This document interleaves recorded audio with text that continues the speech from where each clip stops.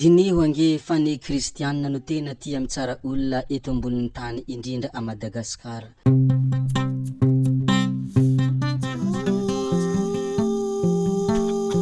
Asa mba ahoana reny fihetseham-pony Jesosy raha mahita ny fomba amampanaonay ankehitriny ary raha mahita ny fomba fisainanay mpanaradia azy taty aorina.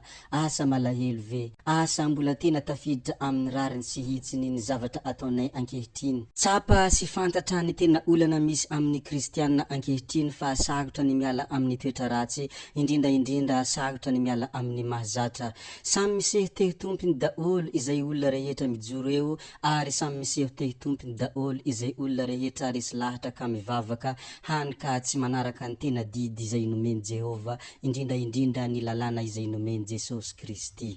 Vao mifoha maraina misokatra ny masonay dia efa manao zavatra izay tsy mifanaraka amin'ny sitrapony Jesosy foana ary lasa tia rehareha ny mpanaradia anao taty aorina nefa tsy mba izany ny foto-kevitra izay nijoronao ary lasa tsy tia manetry tena ihany koa ary lasa tia mitsaratsara olona ihany koa. Ireo zavadrehetra izay ataonay kristianina ankehitriny ireo dia tsy avy aminao ilay Jesosy Kristy ary tsy sitraponao velively fa nohentiny fasasahina tsotro zao eny mety nihentiny nehery izay tsy hay toherina ihany koa. Na zany na tsy zany miezaka izahay kristianina satria olombelona tsy tonga lafatra ary miloloha lanitra mety ho lena manditany raha te komo mazava ho azy fa tsy maintsy ho solafaka. Ianareo ve tsy mahatsapa amintsika kristianina ary anisan'ny toetra izay tena ananantsika ka tokony hovaina, aza hoentina amin'ny fankahalana ary aza hoentina amin'ny mora ho tafintohina fa tena aleo zavatra marina no resahana ary aleo zava-misy no tenenina sy ampisehoana mba ahafahantsika manova. Raha tsy mihaiky ny haditsona isika dia tsy afaka hanova ary isika raha teo moa dia nampianarina hanaiky diso, izany no nampianarin Jesosy Kristy isika mpanompony rehetra. Diniho ange fa ny kristianina no tena mitsara olona indrindra nefa voasoratra ao anatin'ny boky izay arahantsika tsy inona moa izany fa i Baiboly milaza ka manao hoe aza mitsara mba tsy ho tsaraina.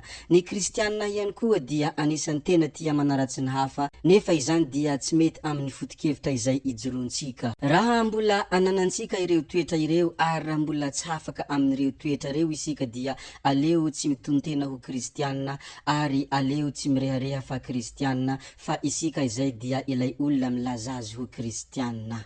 Mila ezaka ary mila finiavana ny fanetrehentena, indrindra mila mahay maneky diso mba tsy ho tonga amin'izany fanambonintena izany. Raha sendra tonga amin'izay fanambonintena zay ny tenantsika ary raha sendra tonga amin'izay tsy maneky diso zay isika dia tsarovo ny teniny ilay arahantsika dia tsy iza moa izany fa i Jesosy izay nilaza hoe izay manetry tena oka hasandratra ary izay manandra tena kosa oka izy no ahitry. Tsy mahamenatra ny milazan'izany matetika ny toetra izay ananantsika kristianina rehefa isika no tsaraina dia mialokaloka amin'ny Baiboly ary mialokaloka amin'ny soratra masina. Fa rehefa misy olo hafa indray no manao zavatra tsy mety, melaka ery isika mitsaratsara ary amin'iny isika mahatsapa ohatrany hoe tsy mihatsara velatsihy fa tonga de miteny ankahitsina nefa mitsara ny dikany ireny zavatra ataontsika ireny.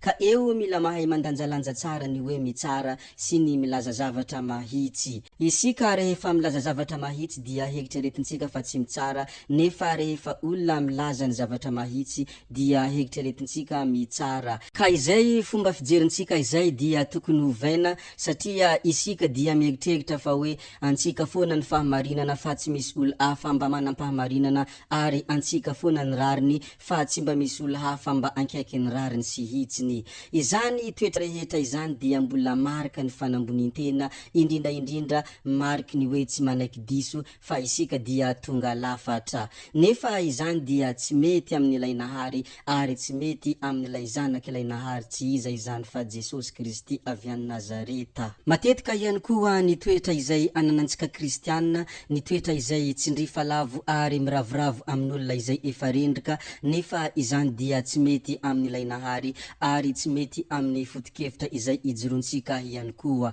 Tadidio ange fa ny tantara tsara tsy fanadino. Nisy fotoana dia nandresiny fahavalo tany amin'ny ranomasina mena iny dia nifalifaly daholo ny mpanaradia an Jesosy ary nifalifaly daholo ny mpanaradia an'Andriamanitra tam'izany fotoana izany, nefa nanarina mafy hoe aza faly amin'ny faharesen'ny fahavalonareo. Ny mpaminany tamin'izany moa dia nananatra ary ny heriny ilaim-pahary koa dia nananatra, ny resy tompoky dia tsy akoraina ary ny mandresy dia tsy obina. Am'izao fotoana zao anefa dia ankamaroan'ny kristianina dia mifalifaly amin'ny fahavalony izay resy, ary indrindraindrindra ny olona rehefa tsy mitovy fomba fijery aminy dia enjehiny ary hivavahany mafy mba ho lavo ary hivavahany mafy ihany koa mba ho rendrika mba handatsany azy any aoriana kely any. Isika rehetra tompoky dia kristianina, nohony zany dia tsy afa miala amin'ny baiboly ary tsy afa miala amin'izay voasoratra ao anatin'ny boky ihany koa. Tadidio fa misy soratra ao milaza ary tsy azo amevanana io teny io ary tsy azo tsinotsonoavana ihany koa. Tiavo ny fahavalonao ary mivavaha ho an'ireo mpanenjika mba hiova fo izy. Izany teny zany dia tokony fakifakena lalina ary tokony dinihina fa tsy isika kristianina indray no mivavaka mafy mba harendrika ny fahavalo, indrindraindrindra mba hahatonga izy ireo ho latsaka anaty lavaka. Ny zavamisy ankehitriny ny kristianina dia lasa tena tia mamaly faty ary indrindraindrindra dia tsy manam-pandeferana. Raha mandefitra izay dia midika fa resy ary tsy sahiny iny olona andeferana iny ary mety ambony fahefana nohony izy. Fa raha olona tsotra na olona ambany fahefana nohony kristianina no manenjika azy dia tsy mandefitra izy ary lasa tia mamaly faty ihany koa. Izany toetra izany dia mila hovantsika satria isika ho ahy dia tsy afaka miala amin'io baiboly io satria kristianina isika. Tsy vitan'izay kristianina izay ihany koa moa dia isika dia malagasy ary izay fandefirana izay dia anisan'ny foto-kevitra mba hijoroany malagasy ihany koa. Ameko ohatra kely ianareo sode handà ny zavatra teneniko ary sode tsy hanaiky ny zavatra izay teneniko izany. Ohatra fotsiny ny omeko anareo ny amin'ny koto sy ny amin'ny Big MJ ary ny olona hafa namany izay mpaniratsira ny malagasy ary indrindraindrindra lazainareo fa mpaniratsira ny fivavahana ihany koa. Tsy mahafaly ny kristianina ny filazany koto ny fomba fijeriny ary tsy mahafaly ny kristianina ihany koa ny filazany koto fa ny malagasy dia vendrana ka lasa manompanompa azy ny ankamaroan'ny kristianina ao anatin'ny Facebook ary lasa manozona azy mba hiamby izy ho rendrika ary indrindraindrindra te hahita izy rehefa amitany ka ho latsaina. Izany dia tsy azontsika lavina ary izany dia tsy azontsika ho lavina velively mihitsy fa tena zany tokoa ny zavamisy ary indrindraindrindra ny kristianina dia manozona koto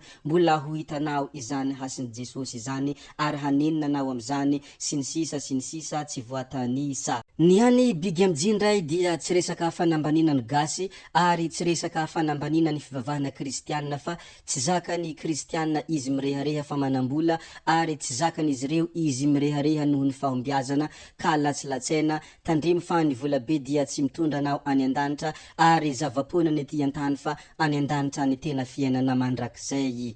Izany zavadrehetra izany to ohatrany marika ny antsona hoe fialonana ka lasa manimba loko ny fivavahana.